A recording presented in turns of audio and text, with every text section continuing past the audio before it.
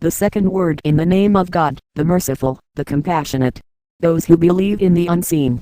1. If you want to understand what great happiness and bounty, what great pleasure and ease is to be found in belief in God, listen to this story, which is in the form of a comparison. One time, two men went on a journey for both pleasure and business. One set off in a selfish, inauspicious direction, the other on a godly, propitious way. Since the selfish man was both conceited, self-centered, and pessimistic, he ended up in what seemed to him to be a most wicked country due to his pessimism.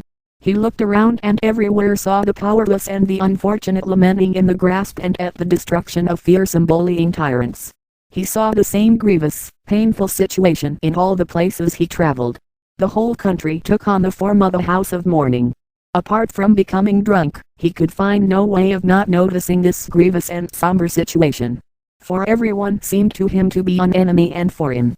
And all around he saw horrible corpses and despairing, weeping orphans. His conscience was in a state of torment.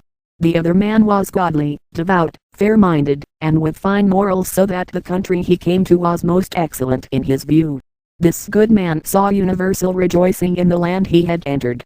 Everywhere was a joyful festival, a place for the remembrance of God overflowing with rapture and happiness. Everyone seemed to him a friend and relation. Throughout the country he saw the festive celebrations of a general discharge from duties accompanied by cries of good wishes and thanks.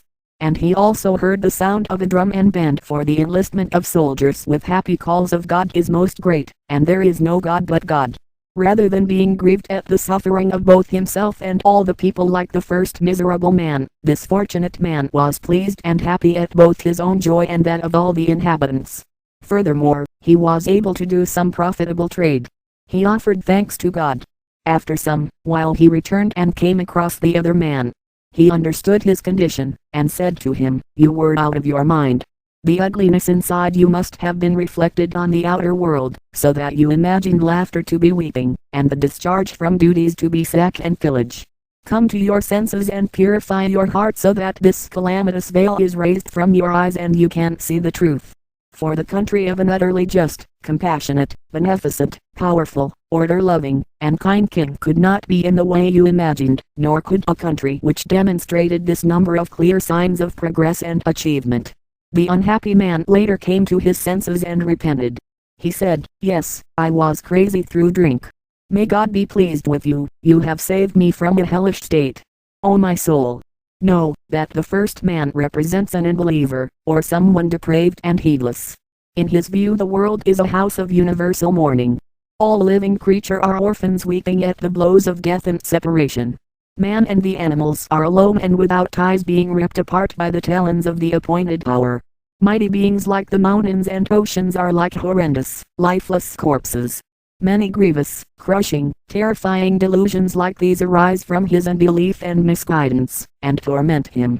As for the other man, he is a believer.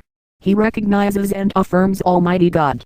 In his view this world is an abode where the name of the All-Merciful One is constantly recited, a place of instruction for man and the animals, and a field of examination for man and jinn. All animal and human deaths are a demobilization. Those who have completed their duties of life depart from this transient world for another, happy and trouble-free, world, so that place may be made for new officials to come and work. The birth of all animals and humans forms their enlistment into the army, their being taken under arms, and the start of their duties. Each living being is a joyful regular soldier, an honest, contented official.